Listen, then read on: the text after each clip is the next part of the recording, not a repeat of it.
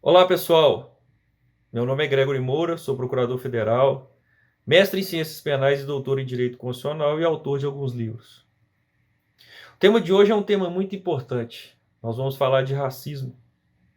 Nós vamos tentar abordar rapidamente um aspecto histórico, o aspecto penal e um aspecto criminológico. É interessante notar que o ano de 2020, em pleno século XXI, ficou marcado por um histórico racista. Tivemos a morte de George Floyd nos Estados Unidos, pelo simples fato de ter dado uma nota de $20 falsa no supermercado, que criou o movimento Vidas Negras Importam. Tivemos professoras no sul do país que foi acusada de furto por ser negra, mortes, injúria racial de jogador, no exterior injúria de jogadores também e de técnicos em campeonatos de futebol. Ou seja, é preciso que nós trabalhemos esse tema sobre esses três aspectos.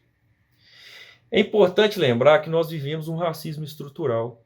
O racismo estrutural é o conjunto de práticas e formações que tem relação institucional, histórica, cultural e interpessoal.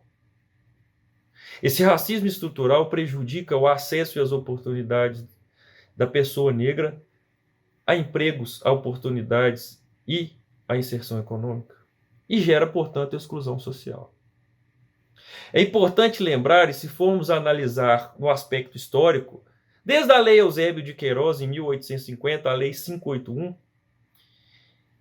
nós temos uma proibição da repressão do tráfico negreiro, proibindo a entrada desses negros, que geravam um lucro de 500% e que tinham 25% de mortes só no transporte desses negros para o Brasil.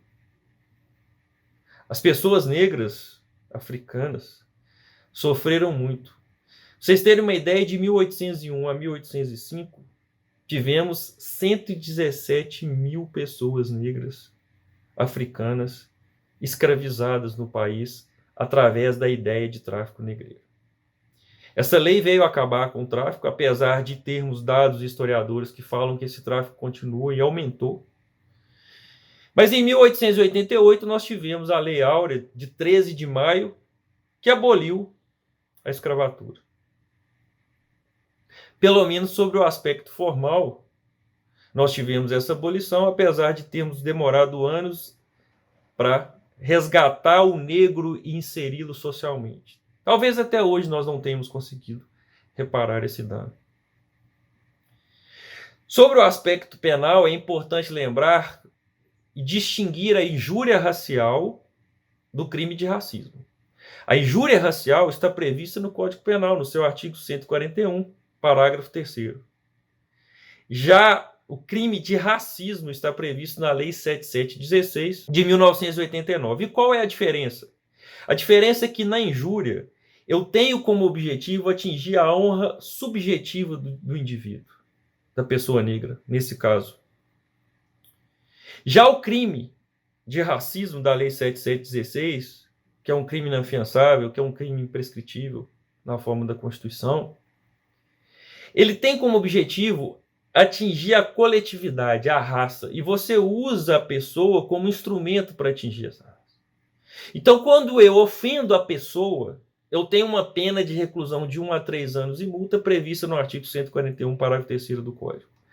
Quando eu tenho crime de racismo, a pena vai ser variável de acordo com o crime, mas nesse caso é quando eu crio obstáculos para a pessoa negra a um acesso, por exemplo, de emprego, a um acesso em locais públicos, a um acesso de cargos públicos, enfim, todos esses aspectos. A coletividade da raça é que é protegida nesses tipos penais. Nós temos uma discussão em relação à questão da imprescritibilidade do crime de injúria racial, que está sendo discutida no habeas corpus 154.248 do STF, que ainda está pendente de julgamento. Pode ser que se equipare a injúria racial ao crime de racismo para efeitos de prescrição, ou de imprescritibilidade, melhor dizendo. Mas é preciso que nós analisemos os dados, e nós vamos observar que de 2012 a 2019, tivemos 255 mil mortes de pessoas negras. Ou seja, a chance de uma pessoa negra ser assassinada no Brasil é 2,7 vezes maior do que de uma pessoa branca. Então a pergunta que vem é: a criminologia crítica trata de uma maneira específica esse tipo de criminalidade? A criminalidade praticada contra a pessoa negra? É preciso que a gente comece a adotar a inserção da pessoa negra nos estudos criminológicos. É só por falta de oportunidade que essas pessoas são vitimizadas?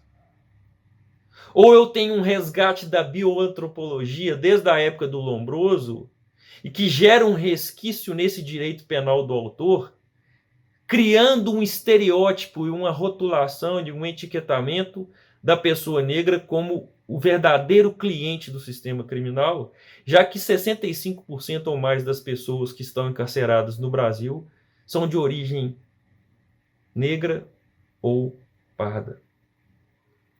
Então é preciso repensar essa academia branca que cria teorias, inclusive teorias criminológicas, o que alguns autores chamam de branquidade da produção científica, para trazer um estudo mais focado e com um viés nessa ideia da proteção do negro, que é um ser humano como qualquer outro e merece proteção e dignidade. Então, o vídeo tem o objetivo de fazer essa análise histórica, penal, rapidamente e criminológica, com uma proposta de inserção da ideia e do estudo da pessoa negra, tanto nos aspectos sociais, culturais, criminológicos, porque a partir da ciência e da educação nós poderemos mudar essa cultura racista que vigora no mundo, infelizmente, em pleno século XXI. Obrigado a todos e vamos continuando os nossos estudos.